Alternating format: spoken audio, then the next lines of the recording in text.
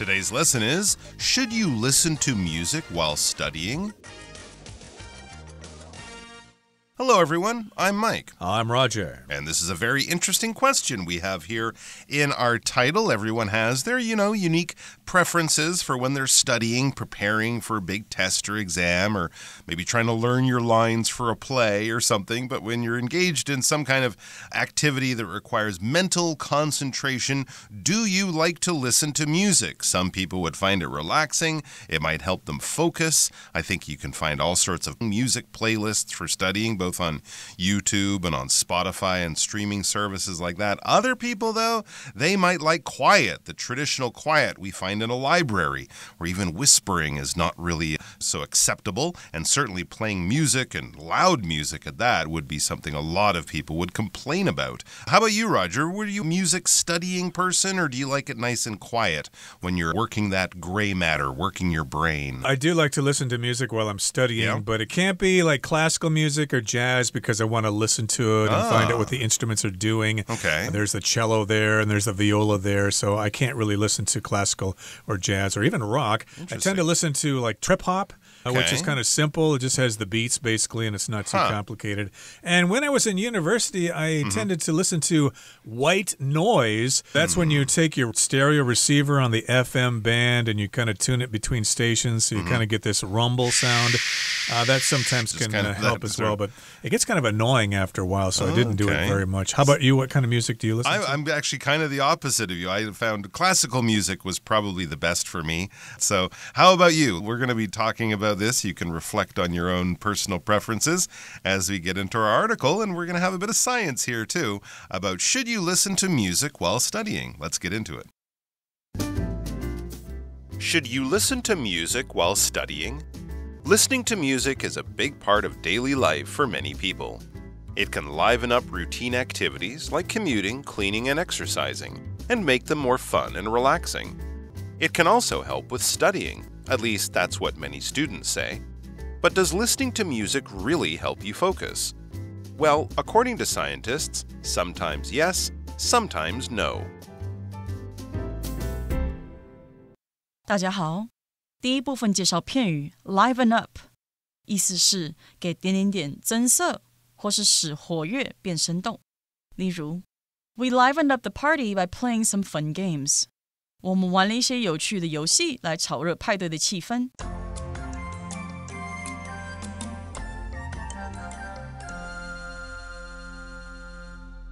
Okay, so that's the question. Should you listen to music while you're studying or reading or whatever?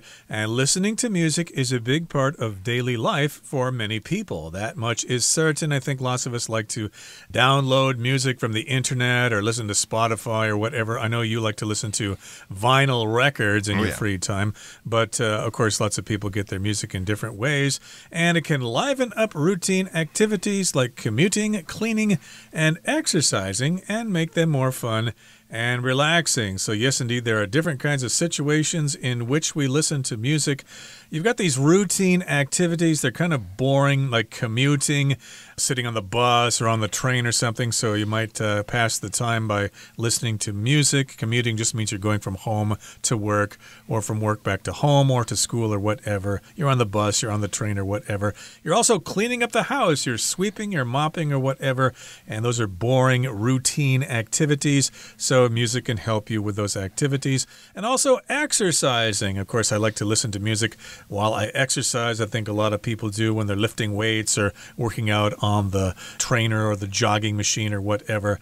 And these activities can be made more fun and relaxing by listening to music. Absolutely. It can definitely also make the time seem to pass faster if you're sort of being entertained while you're doing a less than enjoyable task. And then it says it can also help with studying, right? Some people will definitely vow, they'll promise that studying with music is the best way to do it. So it can also help with studying. At least that's what many students say, right? This is sort of something we've gotten advice from. People might even recommend, you should listen to Mozart. Mozart makes makes you smarter or something like that. So many students will swear that this is true. They do better. They study more efficiently when they're playing music, when there's music in the background. But, and here's the big question, but does listening to music really help you focus? So even if someone believes that something is true, it doesn't necessarily make it true factually or scientifically. So does it actually help you focus? Well, according to scientists, oh boy, sometimes yes, sometimes no. All right, so if you're looking for a clear-cut answer in the first part of our article that can just sort of end this topic, well, we don't have that for you. But it's actually more interesting. So apparently music can sometimes help you study, and it can also maybe make studying harder at times too. So we're definitely going to have to figure out what's going on here, and we're going to start to get some answers in the second paragraph. Let's check it out. Music affects the brain in powerful ways. According to Johns Hopkins Medicine, music engages the brain, improves memory, and affects mood. When we listen to music, our brains release dopamine, a chemical messenger that plays a vital role in many brain functions associated with reward, motivation, and emotional regulation. 第二部分看到名词 messenger 表示信使或是通讯员。例如 The king told his messenger to deliver a message to the enemy. 该国王要他的使者传一个讯息给敌人。或是 The messenger delivered the news to us. 那位信差传递这个消息给我们。继续看到动词 associate， 它的意思是使有联系或是联想在一起。例如Mr. Clay associates that song with memories of his childhood. Clay 先生将那首歌与他的童年记忆联想在一起。也可以说 Many people associate the color red with passion and love. 许多人把红色跟热情和爱情联想在一起。另外补充这个字的名词 association. A-S-S-O-C-I-A-T-I-O-N association 指关联或是联想。找个例句The two companies have similar names, but they have no association with each other. 那两间公司名称相似，但彼此并没有关联。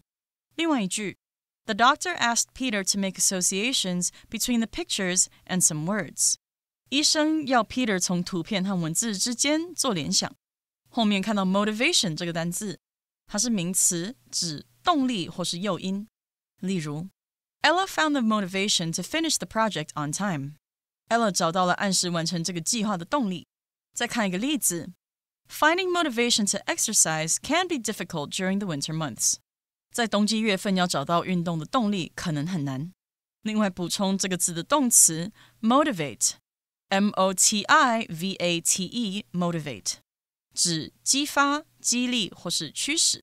例如 Good teachers use a variety of methods to motivate their students.好的老师会利用各种方法来激励学生。再一句 Seeing my friends make lots of money motivated me to work harder. 看到朋友赚很多钱，激励我要更努力工作。往下介绍名词 regulation， 指的是控制或是管理。举例来说 Regulation of food safety ensures that products meet health standards.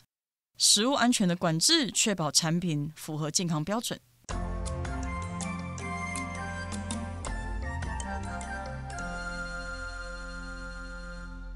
Okay, the second part of our lesson sort of goes into this topic more in detail. Music affects the brain in powerful ways. That much is true, of course. When we listen to music, it affects our brains greatly.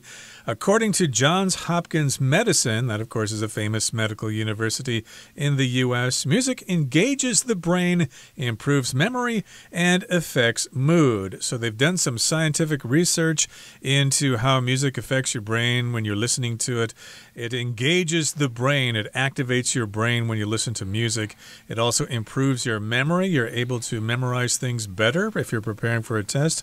And it also affects your mood. I suppose it depends on what kind of music you listen to, but if you listen to like maybe some violent heavy metal, it might make you really angry and you want to go out and fight somebody. Or if you listen to calm classical music like string quartets or something, you'll feel nice and calm after a rough day at work or whatever. So yes, indeed, it does affect your mood or how you feel. Absolutely, and there are definitely scientific reasons for that. that. It says, when we listen to music, our brains release dopamine, a chemical messenger that plays a vital role in many brain functions associated with reward, motivation, and emotional regulation. That's one of the sort of neurochemical, the brain chemistry hits we get from music and other things that we enjoy. Dopamine, also this can be triggered by drug use. I think, people who take cocaine and things like that, they get addicted to the dopamine that is released by their brain. It makes them feel good, which is why, of course, these things can be very addictive. But dopamine is a natural thing, and yeah,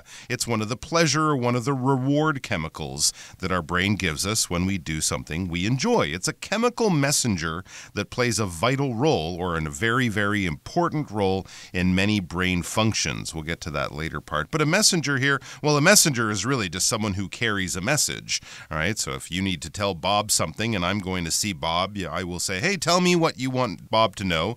And when I go over there, I'll tell him. It's kind of like being a mail carrier, a postman, or something like that. You're bringing a message from one place to another. On a chemical way, in a biochemical way, it's similar. It's a substance that carries information or a stimulus inside your body. So we can think of pain as being a messenger of some kind, but also what causes that pain. So we're getting down to sort of the biology, how our bodies actually work. But dopamine is a chemical. It's produced in one part of our body. It goes into our brain and it makes us feel good. It's associated or it's linked to, in many ways, there is a very strong connection between these things. If they're associated, they're linked, there's a connection. It could be formal, it could be less than formal, but it's definitely, these are not strangers. These are not completely independent things. These are things that have a relationship of some kind. So there's a relationship between dopamine and the feelings that we have of reward, the feelings we had of motivation, of wanting to go out and do something, of that drive for success or achievement, that feeling that makes you get out of bed in the day and go to work and do the things that you need to do. That's your motivation. And also emotional regulation by controlling your emotions. Dopamine helps with that as well. Some people have a very short temper, we might say. They get upset very easily, or they get happy very easily, or they kind of bounce between these emotions. They might be lacking in emotional regulation. We often say young children are lacking in emotional regulation. Can I have an ice cream? No, you can't. We're about to eat dinner. Wah, says the kid and flops down on the floor and kicks and screams and cries. And you're like, hey, calm down, control your emotions. Well, that control is regulation. So dopamine is clearly a very, very important chemical in our brain that's produced naturally, and it is also associated with reward when we enjoy the things that we're doing. Indeed, and of course this tells us that music is really great for us, so listening to music is good for our brains, but we still have the big question, should we listen to music when we're studying? Should we be double tasking when we're studying, listening to music and trying to study something at the same time? We'll try to answer this question now in the next part, but we're going to talk about the type of music that you listen to that can make a big difference. Let's listen. The type of music we listen to can make a big difference. For example, classical music is often helpful for studying because it usually has a slow, steady rhythm and no lyrics. As a result, it can help you stay calm and focused. Another popular choice is lo-fi music. Lo-fi, which means low fidelity, is a relaxing type of music that embraces imperfect elements, such as background noise or the sound of a record playing. Okay, so here in the third and final part of our lesson for today, it says the type of music we listen to can make a big difference. Okay, so we've got different types of music like classical, jazz, blues, rock, drum and bass, or whatever. These are all different types of music, and the type can make a difference, or it can make a big difference. So it kind of depends on the type of music you listen to. Some kinds of music are good for studying and others are not. Like classical music for me is not good because I tend to get distracted. I want to listen to the details of the music and I don't want to be memorizing boring vocabulary. Well, maybe you're overthinking the situation there, Roger. As for example, classical music is often helpful for studying because it usually has a slow, steady rhythm and no lyrics. Okay, well, yes, on a surface level, I can see how that's true, but I can also appreciate you, Roger, for really wanting to enjoy the music and listen to it and not have distractions because, gosh, this Beethoven concerto is just so beautiful. And that, of course, is very true. And enjoying music on that level, there's nothing wrong with that, but yeah, it might interfere with your studying. But for many people, classical music is actually a good fit for the reasons described here. It got a slow, steady rhythm, so I won't be tapping my foot. You won't feel the urge to jump out of your chair and start dancing or something like that.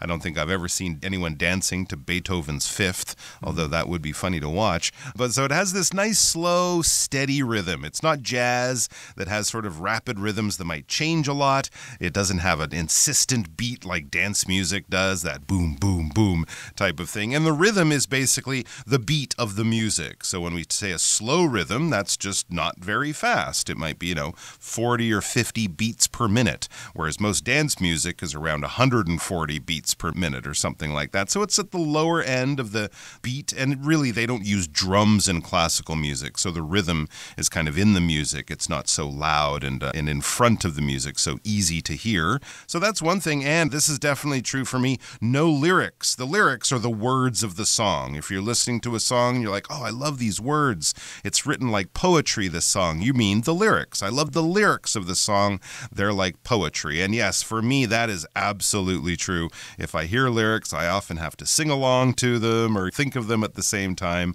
But classical music, not including opera, of course, has no lyrics. And even in opera, it's often Italian or German or something like that. So you won't be distracted by the words of the song by either wanting to dance to it or sing along with it in the case of classical music. Very true. And it probably also depends on the composer as well. You probably don't want to be listening to Stravinsky or Shostakovich or whatever when you're trying to study. Maybe Mozart would be better for you if you're trying to study, or who else? Maybe Bach or somebody like that. Bach is often cited as being good for studying. Okay, indeed. Well, yeah. And as a result, it can help you stay calm and focused if you listen to the right kind of classical music.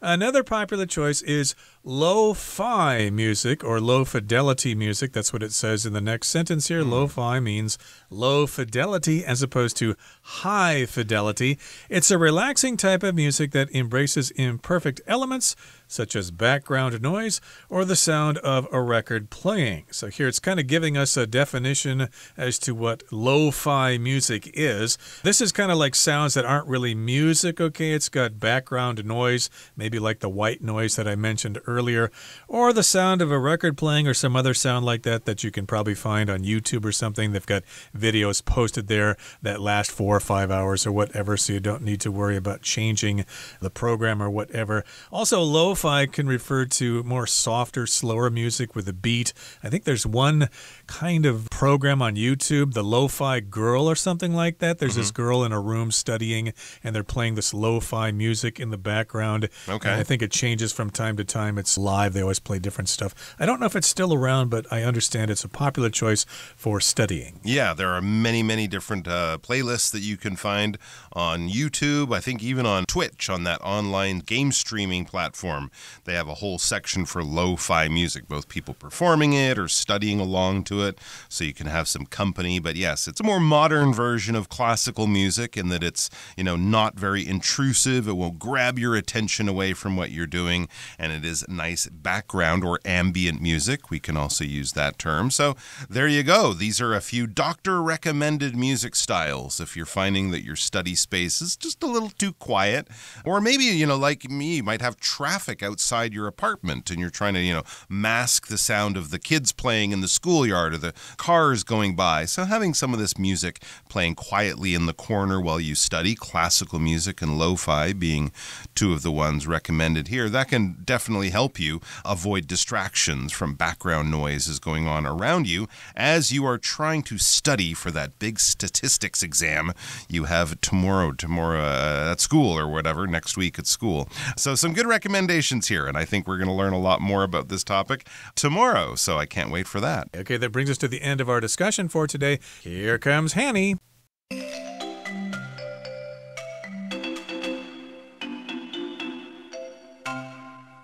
各位同学大家好，我是 Hanny。 我们来看今天的文法重点。首先看到课文标题写到 Should you listen to music while studying? 读书时该听音乐吗？好，那这边我们来介绍一下主词加动词 while 动词 ing 的句型。我们用 while 当连接词，它可以表达在什么什么的时候。当它引导的副词子句跟主要子句两个子句的主词相同时，我们就可以省略掉 while 引导的这个副词子句的主词，然后把它后方的动词改为现在分词。如果它是 be 动词，就改成 being， 那么 being 还可以省略也可以保留。例如 I always listen to music while I'm stuck in traffic。 这时候可以简化为 I always listen to music while stuck in traffic。 当我碰到塞车被困在车阵时，总是会听音乐。好，那课文第二部分提到，当我们聆听音乐时，大脑会释放多巴胺。接着课文它用 a chemical messenger that plays a vital role in 来说明多巴胺是一种在什么什么当中发挥关键作用的化学性质。好，那这边我们是要介绍 play a role 或是 play a part 的用法。 play a role 或是 play a part加上 in 再加戏剧作品，就可以表达在戏剧作品当中饰演一角。我们也可以用 play a role 或是 play a part in 再加上名词或动名词，表达对什么有影响，在什么方面起作用，扮演什么样的角色。这时候 role 或是 part 前面常常会加入形容词，除了文中的 vital， 还有 important, major, key, crucial 等等。那我们造个例句。 The internet plays an indispensable part in modern life。网络在现代生活中扮演着不可或缺的角色。好，那课文第三部分提到，古典乐通常对学习有帮助，因为它通常节奏缓慢、平稳，而且没有歌词，因此它能帮助你保持冷静和专注。文中用到 as a result 来表达因此。那我们这边整理一下相关用法。As a result 是副词片语，表示因此结果，用来带出表示结果的子句。那当 as a result 摆在句首时，要用逗号跟后方子句隔开来。例如 Frank had been under a lot of stress at work, and as a result, he became ill. Frank 的工作压力很大，结果他生病了。好，那如果我们在 as a result 后面加上 of， 会变成片语介系词。那么 as a result of 则表达因为由于什么什么，用来带出原因。那它的后面要接名词或动名词。例如 The road was closed as a result of a fallen tree。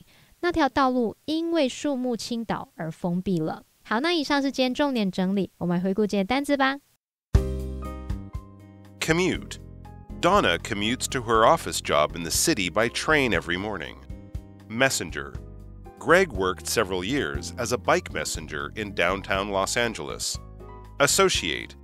I always associate that song with the trip we took to Ireland a few years ago. Motivation. Without clear goals, it can be difficult to find the motivation needed to take action. Regulation. Proper regulation of the market can help to prevent unfair business practices. Rhythm. The energetic rhythm of the music made everyone at the party start dancing.